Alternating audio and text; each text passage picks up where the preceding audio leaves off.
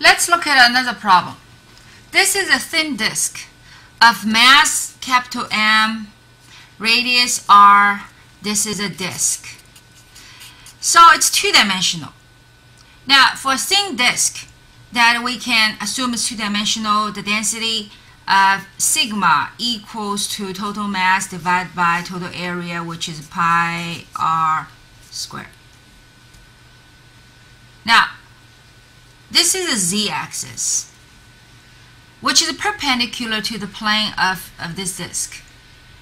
If assume that b distance above the origin of z, we have a mass little m. The question is, what is the gravitational attraction force between the disk and that point mass m? As you know, again, this looks symmetric, but this is not a spherical object. So we cannot assume the gravitational attraction mass of the disk concentrated here. So what we need to do is we need to cut a piece from the disk, name it dm, and we're going to calculate gravitational attraction between this dm and that point mass m. Well, it's on the line of connection first. If we consider the attraction that little m give to dm, then that force dfg should be that way. And where do we cut this dm? We say that is little r away from the center of the disk. The restriction for little r is more than or equal to 0, less than or equal to radius of the disk. You can cut anywhere. And angle, obviously, you can cut anywhere, so the restriction for the angle is more than or equal to 0, less than or equal to 2 pi. What angle does that angle mean? For example, if this is our x-axis, if that angle is 0, and then we go counterclockwise. So if we go to the negative x direction, that is 180 degrees, that's pi radian, and when you come back, that is 2 pi radian. So you can cut anywhere around on the top of the disk. That is the angle definition. Okay, so as you can see, we can find a symmetric piece, which is also r distance away on the other side, and also dm, and on the line of connection, we will have the gravitational attraction between little m and that dm. That's called dfg. So you can tell the net force of this pair of dm, between this pair of dm and that point mass m, actually is towards the positive z direction. So how many pairs do we have? Many, many, many pairs. But we are sure the resultant force between this little m and the disk is point to the positive z direction. How do we start from here? We need to express our dfg. So we have our dfg, which is equals to capital G, that is between the point mass little m and dm, and divide by their separation square. Let's look at what's their separation. Separation is between here and here. So if we say this distance from the center of the disk to the m is b, this is little r, that's r squared plus b squared. Square root is the separation, but don't forget, Newton's law, universal gravitation, we'll have to divide by separation square. So that is that. How do we express dm? This dm is a slice that we cut from the disk. So, as a matter of fact, we can use a polar coordinate. That is, dm is the two-dimensional density times the area we cut. If we use polar coordinate to describe dA, that should be r dr d theta. Why is that? Okay, let's take a look. If I have a circle and this is the r direction, now if I cut somewhere right here,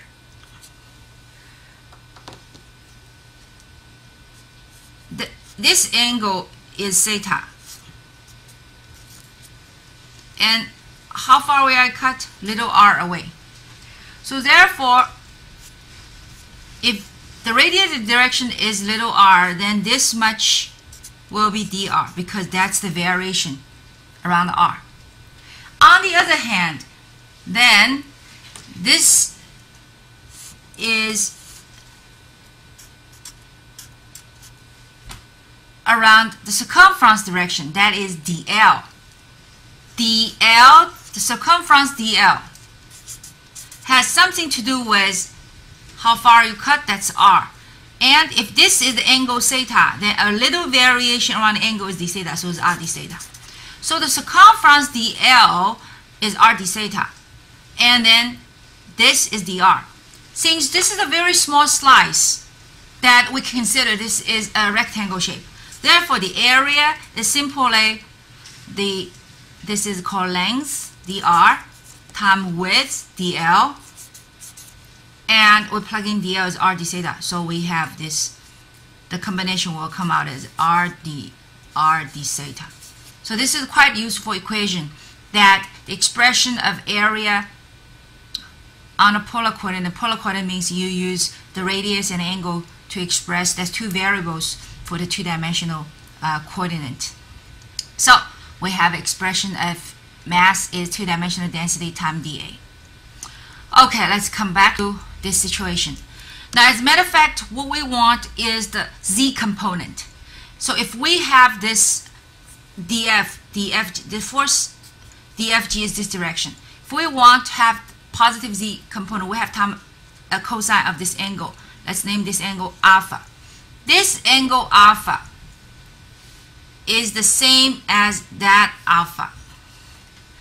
If we want to have a cosine alpha, we have cosine alpha. Look at this right angle triangle. That equals to b, side adjacent, divided by hypotenuse, which is r squared plus b squared square root. So it comes down to that the gravitational attraction between point mass m and the disk is the summation of all the dfg times a cosine alpha.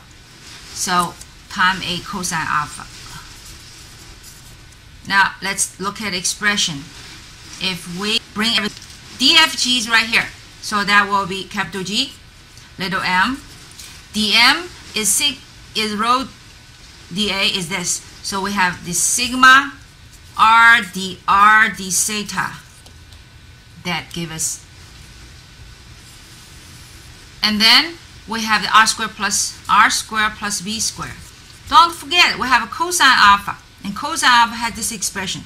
So the cosine alpha bring us a constant b, well, for the numerator, so we can actually keep this b outside, so we can get less confused.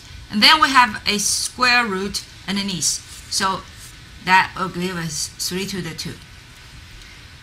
This is not a difficult integral. That is because constant. R dr. As a matter of fact, if we time a factor of 2, divide by a factor of 2, 2r dr is dr squared. So we can rewrite this equation as, we bring all the constant outside. We have this capital G m sigma b, gm sigma b, and here's a 2 as, and then we have 2r dr, that is dr squared, and we have this r squared plus b squared, 3 to the 2, and we can insert a sign of integral because the theta and dr is independent, so the theta. The angle change, if you want the entire disk, we're talking about the attraction between the entire disk and point mass m, so it's 0 to 2 pi. For the variation radius, that is from 0 to r. So you can see this is not difficult at all, because we learned that because this b is a constant, so this is equivalent to, you can add a constant. You can always do that. So imagine this is du over u 3 to the 2, an integral. That's not hard at all. And this integral simply will come out as 2 pi.